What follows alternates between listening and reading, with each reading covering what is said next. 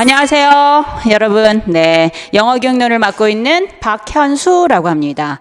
자, 오늘은 재학생 여러분들을 위해서 어떻게 이제 임용 준비를 이제 그 재학 중에 진행을 할 것인가에 대한 설명들을 잠깐 하려고 제가 여러분 앞에 했었습니다.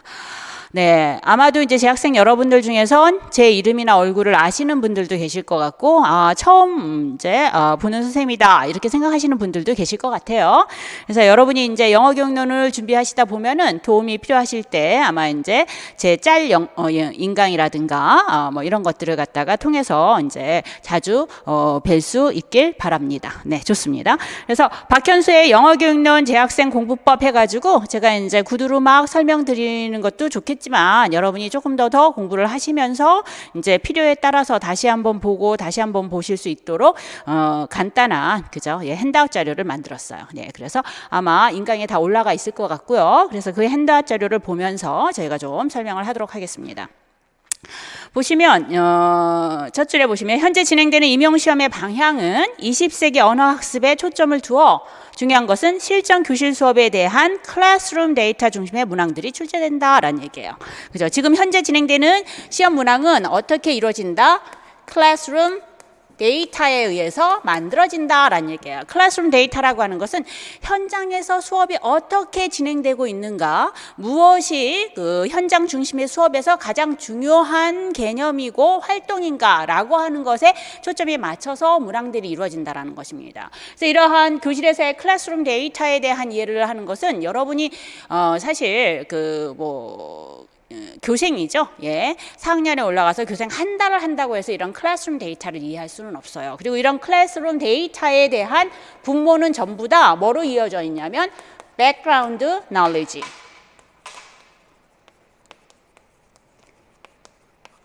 뭐에 대한 background knowledge냐면은 이제 교육론에 대한, 그죠? pedagogical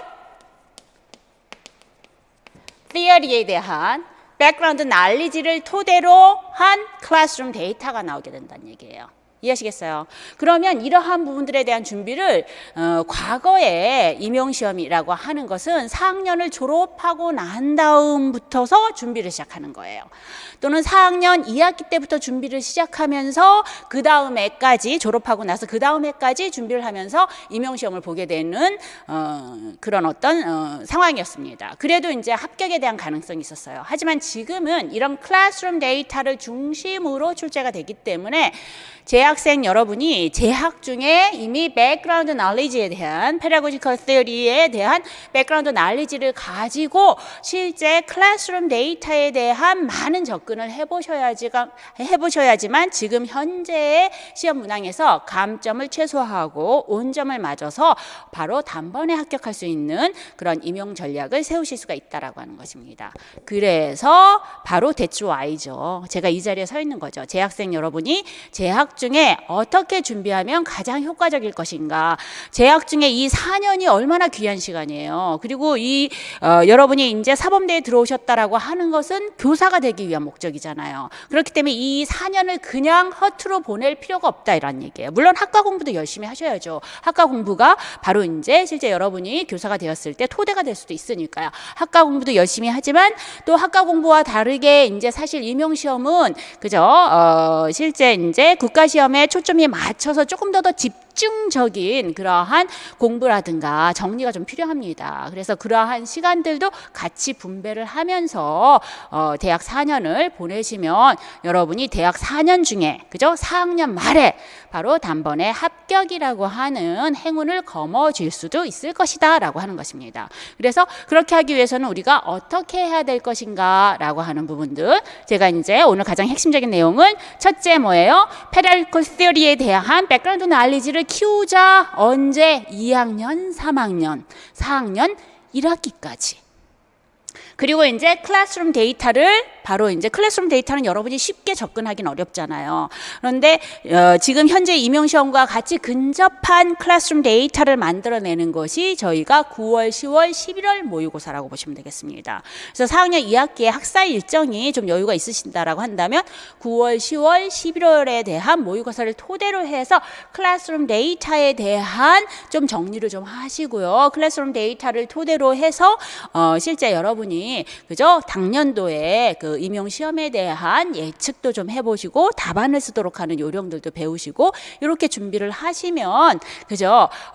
시간을 허비하지 않고 그죠? 4학년이 끝나고 나서 4년을 보내고 난 다음에 다시 임용 시험에 대한 준비를 새롭게 1년, 2년, 3년 하지 않아도 재학 중에 임용을 할 수 있는 행운을 거머쥘 수가 있을 것이다 라고 하는 겁니다. 그래서 조금 자세히 좀 살펴볼까요? 자, 핸드아웃 자료를 한번 보세요. 그래서 제가 말씀드린 대로 현재 진행되는 임용 시험의 방향은 21세기 언어학습에 초점을 두어서 지금 현재 진행되는 그죠 언어학습에 초점을 두어서 실전 교실 수업에 대한 클래스룸 데이터 중심의 문항들이 출제되고 있습니다. 그러면 어떻게 준비해야 되는가? 기존에 이제 진행왔던 2000년대 그죠 10년도 13년도 15년도의 그런 어떤 임용 시험과는 다르게 지금 2020년 21년 앞으로 이제 진행될 22년 23년 24년 간의 그런 어떤 이제 임용 시험이라고 하는 것은 영어 경론의 단편적인 지식만을 반복적으로 공부하는 방식은 적절하지가 않다. 한 번에 시험에 합격할 수 있는 전략이 아니다라는 얘기예요. 단편적인 그런 어떤 지식만 습득해서는 안 된다라는 얘기예요. 따라서 이렇게 페다고지컬 시어리를 토대로 한 백그라운드 날리지를 가지고 클래스룸 데이터에 대한 분석, 데이터 프로세싱이 가능해야 되거든요. 그렇기 때문에 시간이 기존에 이제 진행왔던 임용시험보다는 시간이 조금 더 길게 잡아서 준비를 해야 되는 것이다. 그래서 재학생 때 준비를 해보자라고 하는 것입니다. 그래서 특히 현 시험은 시간을 갖고 준비할 필요가 있으므로 임용 준비 기간은 대학 4년 이후가 아니라 제가 이제 볼드체로 이제 체크를 해놨죠. 재학생부터 단계적인 준비가 필요할 것이며 그것이 바로 가장 효과적인 임용 전략이라고 판단이 된다라는 얘기예요. 그럼 어떻게 재학생 때 준비를 할 것인가? 이제 난 고등학교 3학년까지 너무 열심히 달려왔어. 대학 하나만 바라보고. 그래서 나는 조금 쉴 필요가 있는데 벌써 임용 준비를 해야 되는가를 위해서 1학년 때는 좀 대학 생활을 좀 즐기시고 다양한 그죠? 예. 액티비티도 좀 하시고 동아리도 참여하시고 견문도 넓히시고 그리고 제가 이제 주장하는 것은 2학년 겨울 방학 때부터서는 임용을 정말 원하시고 교사가 되고 싶은 분들은 그죠 임용에 오리엔티드 되어서 준비를 좀 하셔야 된다라고 하는 것입니다. 그래서 2학년 겨울방학 때는 일단 그죠 뭐가 가장 중요하겠어요? 클래스룸 데이터 바로 들어갈 수 없죠. 분석 안 되는 거예요. 일단 20세기 언어학습에 대한 그 교수 관점이 무엇이 있는가라고 하는 이론적인 토대를 먼저 닦으셔야 되는 겁니다. 그래서 페다고지컬 시어리에 대한 부분들, 그러한 부분들에 대한 정리를 2학년 겨울방학 때부터 조금씩 젖어들게 공부를 하기 시작하는 겁니다. 굳이 이제 제가 이제 재학생 여러분의 영어 경륜에 대한 설명을 드리기 때문에 제 책을 기준으로 설명을 드린다고 한다면 빌더 1이 바로 페다고지컬 시어리에 해당된다라고 보시면 되겠어요. 그래서 빌더 1에 있는 이론적인 토대를 이제 그 시간을 두고 위클리 플랜을 짜셔도 좋고요. 그다음에 데일리 플랜을 짜셔도 좋고요. 일정 시간들을 갖다가 분배를 하셔가지고 그 빌드 1에 나와 있는 그죠 주요 개념들에 대한 부분들을 쭉 한번 2학년 겨울방학 때 훑어보시면 어떨까 싶습니다. 그것이 가장 이제 first step이라고 볼 수가 있는 것이고요. 그리고 이제 2학년 되면 아마 여러분이 이제 영어 교육론에 대한 전공 공부가 좀 들어가 있을 거예요. 그래서 그런 전공 공부와 같이 맥을 해서 빌더 1에 대한 부분들을 좀 정리를 하시면 시너지 효과가 더 있지 않을까라는 생각들이 듭니다. 그래서 이제 2학년 겨울방학 때는 무엇을 하자? 영어 교육론 이론에 대한 개괄적인 이해를 하면서 주요 키텀이나 키 컨셉이 나올 거예요. 예를 들어서 20세기 언어학습에 대한 관점이라고 한다면 behaviorism이 나올 거고 cognitivism이 나올 거고 constructivism이 나올 거예요. 각각 이 언어학습에서 이제 주장하고 있는 대표적인 그러한 그 교수 원리들이 무엇인가, 특징들이 무엇인가.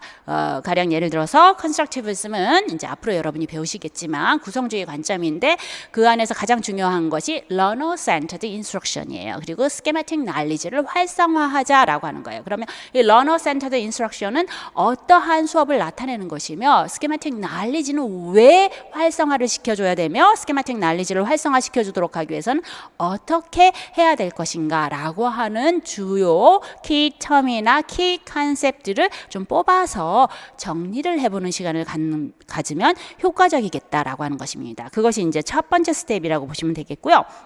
2학년 겨울방학부터서 이제 임용에 대한 준비가 시작이 되면 그 다음에 이제 그죠, 사실 학기 중에는 좀 어려울 수가 있어요. 그래서 제가 이제 이 스텝들을 전부 다 방학을 중심으로 이제 그 정리를 해드렸는데, 그래서 스텝 2는 그죠, 세컨드 스텝은 3학년 여름방학이라고 했지만 3학년 여름방학 전까지 임용에 대한 아무런 준비도 하지 않았다가 다시 여름방학에서 임용 준비를 시작을 하게 되면은 사실 여러분이 또 다른 시작이 돼버리는 거예요. 그렇기 때문에 여름방학 전까지는 2학년 겨울방학에서 진행한 키텀이나 키 컨셉에 대한 것들을 반복적으로 살펴보는 시간을, 학사 일정도 따라가셔야 되니까, 그죠? 반복적으로 살펴봐서 주요 그 페럴티컬 티어리에 관련된 키텀이나 키 컨셉에 대한 익숙도를 높이는 시간을 갖도록 하는 겁니다.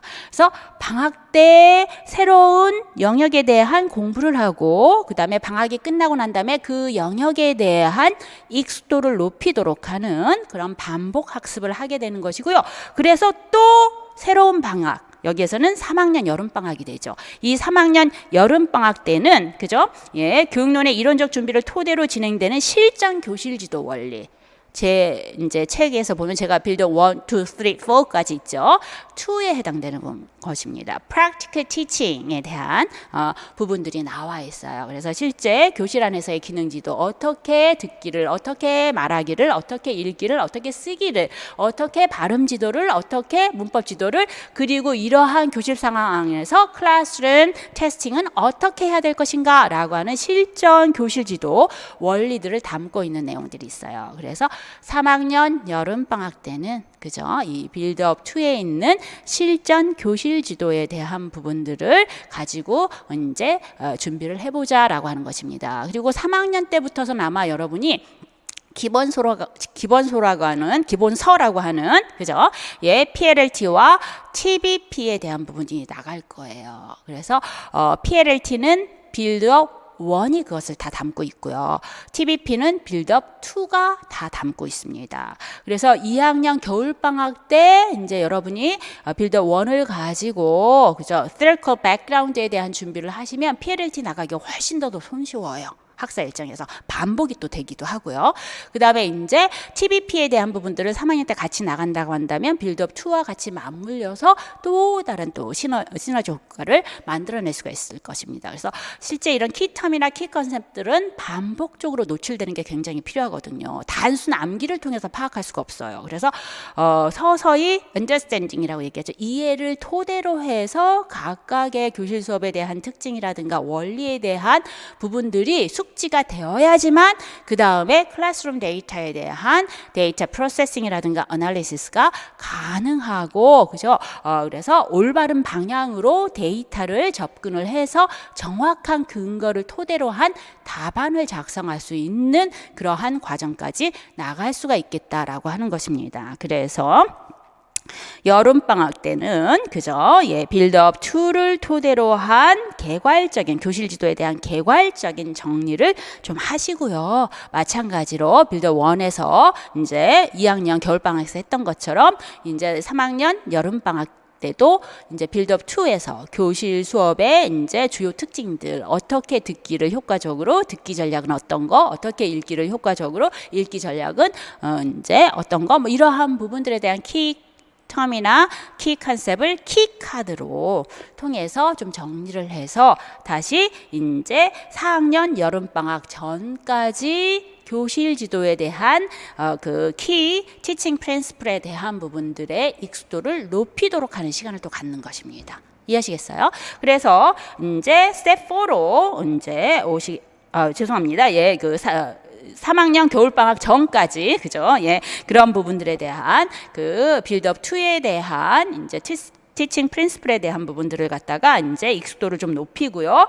그래서 이제 스텝 3로 이제 3학년 겨울방학으로 이제 넘어오시면 되겠습니다. 그래서 겨울방학 전까지 빌드업 2에서 정리한 기능 지도에 대한 전략 및 활동을 키카드를 통해 반복적으로 익히며 익숙도를 높이도록 한다. 그래서 제 재학생의 학습법이라고 하는 것은 방학 때 새로운 영역들을 공부하고 학기 중에 그 새로운 영역에 대한 익숙도를 높이고, 이해하시겠습니까? 요게 이제 그 프레임이라고 보시면 될 것 같아요. 그렇게 진행을 하시면 되겠습니다. 그리고 이제 스텝 3에 해당되는 이제 3학년 겨울 방학 중에는 빌드업 1, 2에 대한 부분들을 다시 한번 리뷰하시는 거예요. 2학년 겨울 방학 때 빌드업 1 theoretical background를 하셨죠. 그 다음에 3학년 여름방학 때 practical teaching, 그래서 빌드업 2를 진행을 하셨잖아요. 그럼 3학년 겨울방학 때는 다시 한번 1, 2에 대한 부분들을 다시 한번 챕터별로 살펴봅니다. 그렇죠? 그러면 2학년 겨울방학 때 봤던 빌드업 1과 3학년 여름방학 때 봤던 빌드업 2가 다르게 또 보일 거예요. 그리고 어느 정도 내용적인 측면 안에서 여러분이 성장을 하셨을 겁니다. 3학년 겨울방학 때 이 커리를 그대로, 이 플랜을 그대로 따라오신다라고 한다면, 그러면 그때는 어떻게 해야 되냐면 각각 챕터별 연결고리를 하면 되는 거예요. 아까도 말씀드렸지만 theoretical background 안에서 바로 첫 번째 장이 20세기 언어학습에 대한 관점이에요. 20세기에는 어떻게 언어 교수에 대한 방향들을 만들어 나갔는가, 세 가지 관점으로 behaviorism이 있고 cognitivism이 있고 constructivism이 있어요. 그래서 이 constructivism이 지금 현재 교실 수업의 이론적인 토대가 되고 있는 언어학습에 대한 관점입니다. 그럼 constructivism의 아까 특징 제가 뭐라고 얘기했어요? learner-centered instruction, schematic knowledge, 뭐 이러한 특징들이 있는데, 이러한 특징들이 build-up to listening, speaking, reading, writing, 그 다음에 pronunciation, 그 다음에 grammar, classroom testing에 어떻게 나타나고 있는지, 그런 연결고리, 통합적으로 이제 파악할 수 있는 연결고리를 찾아보도록 하는 연습을 좀 해보시면 좋을 것 같아요. 혹시나 그때 이제 그 어려움이 있으면 강의의 도움을 받으실 수도 있는 거겠죠. 이해하시겠습니까? 그래서 그렇게 해서 3학년 겨울 방학 중에는 빌드업 1, 2에 대한 리뷰를 하면서 각 주제별 매핑을 시도해 보는 것입니다. 그죠? 주요 개념들이 어떻게 이론과 실제가 연결이 되었는지 매핑을 그려보고, 그죠? 예, 이론과 실제 교실 지도에 대한 연계성에 대한 정리를 하도록 한다. 아까도 말씀드렸지만 가령 컨스트럭티비즘의 주요 특징이 어떻게 기능 지도, 4스킬에 반영이 되는지에 대한 연결고리를 찾아보도록 하는 연습을 할 때 이 준비가 되어 있는 거예요. 클래스룸 데이터에 대한 프로세싱이나 어널리시스를 할 수 있는 준비가 되어 있는 것입니다. 좋습니다. 이렇게 이제 3학년 겨울 방학까지 이제 진행을 이제 하시고 난 다음에 스텝 4로 넘어가죠. 4학년 여름 방학이에요. 그죠? 예, 그래서 4학년 여름 방학 전에는 2015년 개정 교육과정 교수학습 특징이라고 하는 게 있어요. 저희가 빌드업 2 앞에 이제 간략하게 요약해서 실어놨는데 전문을 읽어보셔도 상관은 없습니다. 그죠? 지금 여러분은 어디서 교사가 되실 분이에요? 대한민국에서 교사가 되실 분이에요. 그럼 대한민국의 영어 교수에 대한 내셔널 커리큘럼에 대한 이해를 하셔야 되는 거예요. 이해하시겠어요? 그것이 바로 2015년 개정 교육과정에서 나오는 영어 교수학습의 특징 이라고 하는 자료에서 확인해 볼 수가 있습니다. 그래서 지금 현장에 쓰는 각 교육청에서 진행하고자 하는 언어학습에 대한 방향의 공통적인 특성이 무엇인가가 나와 있는 거예요. 그럼 그것이 어떻게, 그죠? 실전 임용시험과 직계될 수가 있겠죠. 사실 몇 번 그런 교수학습 특징이 임용시험에 출제되기도 했습니다. 그래서 여러분이 이제 아까도 이제 컨스트럭티비즘 기반이 되고 있다. 컨스트럭티비즘의 가장 큰 특징 중에 하나가 러너 센터드다라고 얘기했는데, 대표적인 러너 센터드의 그러한 교수학습 특징으로 플립드 러닝이라고 하는 게 있어요. 거꾸로 학습이라고 얘기하거든요. 플립드 러닝. 아마 교육학에서도 아마 배우셨을 것 같은데, 거꾸로 학습. 교실과 홈에 있어서의 역할을 그죠? 뒤바꿔둔다라고 하는 것입니다. 그래서 일반적으로 classroom teaching이라고 했을 때 교실에 와서 학교에 와서 instruction 수업을 받게 되잖아요. 근데 그렇게 하지 않고 그러한 수업에 대한 내용을 집에서 각자가 준비해 가지고 와서 학교에서는 collaboration 협동학습을 하고 좀 심화학습을 하고 토의토론을 하도록 하는 형태의 그러한 수업 모델을 flipped learning이라고 얘기해요. 그래서 이러한 부분들이 한번 기출이 됐습니다. 이해하시겠어요? 그래서 4학년 1학기 때는 무엇을 준비하느냐? 이제 실제 임용시험을 볼 준비를 하시는 거예요. 4학년부터서는요. 그래서 임용시험을 볼 준비를 하는 데 있어서 이제 또 다른 그죠? 예, 그 필수 과정 중에 하나가 2015년 개전 교육 과정에 대한 특징들을 전반적으로 좀 살펴보시면서 거기에 나와 있는 특징들이 빌더 1, 2를 통해서 어떻게 우리가 전개가 될 수 있을 것인가라고 하는 것을 다시 한번 이제 되돌아보도록 하는 시간을 갖도록 하는 것이 필요하겠다라고 하는 것입니다. 좋습니다. 그리고 난 다음에 이제 4학년 여름방학에서는요. 이제는 어떻게 해요? 여러분이 실전 임용시험을 보려고 하면은 기존의 기출은 어떻게 출제가 됐는지 클래스룸 데이터라고 하는 것이 도대체 어떻게 문항에서 그죠? 다뤄지는지에 대한 부분을 살펴봐야겠죠. 그것만큼 이제 중요한 게 또 없어요. 그렇기 때문에 이제 사실 4학년 여름방학 때 이제 기존의 기출 문제 한 뭐 7개년, 8개년 정도 살펴보시면 될 것 같습니다. 그렇죠? 21년 그죠? 뭐 이제 만약에 그 올해 시험을 보시는 학생이라고 한다면 이제 21년, 20년, 19년, 18년, 뭐 이제 그 17년, 16년, 뭐 그다음에 15년 붙어서 쭉 한번 이렇게 살펴보시는 것이 좋습니다. 그래서 어떻게 시험에 대한 변화가 왔는지, 그 포맷은 어떻게 달라졌는지, 내용들은 어떤 것들을 주로 이제 출제를 하고 있는 것인지, 그리고 이러한 부분들에 대한 기출문제 분석은 앞에서 2학년 겨울방학부터서 차근차근 밟아왔을 때 가능한 겁니다. 그렇죠? 그래서 문제도 풀어보고 풀어본 문항들을 갖다가 토픽별로 좀 나눠보도록 하고, 그래서 그러한 토픽 중에서 출제가 많이 일어나는 토픽들이 있어요. 그럼 그걸 우선적으로 다시 한번 정리를 해야겠죠. 토픽 priority를 만들어주는 겁니다. 그래서 가장 우선적으로 봐야 되는 토픽들을, 이런 기출문제를 쭉 한번 훑어보고 난 다음에 다시 한번 토픽들을 주요 이제 정리를 하시는 겁니다. 그래야지만 이제 실전 4학년 2학기 때 이제 겨울방학 직전에 1차 시험에 대한 준비가 어느 정도 그죠? 마무리가 되어져 가는 것이다 라고 보시는 겁니다. 그래서 그런 기출문제만 가지고는 조금 그죠? 예, 부족하다라고 한다면 그 4학년 이제 겨울방학 때 그죠? 9월, 10월, 11월 그죠? 당년도에 그러한 임용시험에 맞춰서 저희가 이제 선생님들이 영학도, 일반 영어도, 문학도, 교육론도 준비를 하게 됩니다. 그래서 그 모의고사나 최종 모의고사 등에 대한 부분들을, 실전에 대한 경험들, 주어진 시간 내에 이제 각각의 문항들을 소화할 수 있는지, 그리고 시험 중의 전략들, 시험 보고 난 다음에 다시 한번 오답 노트를 만들어 보면서 여러분이 조금 더 부족했던 부분들이 무엇인가, 그런 것을 찾아서 크랙들을 메워 나가도록 하는 작업을 하신다라고 한다면, 재학 중에 4학년 졸업식 전에 그죠? 임용에 대한 그런 행운들을 얻으실 수가 있겠다라고 말씀드릴 수 있습니다. 과감하게.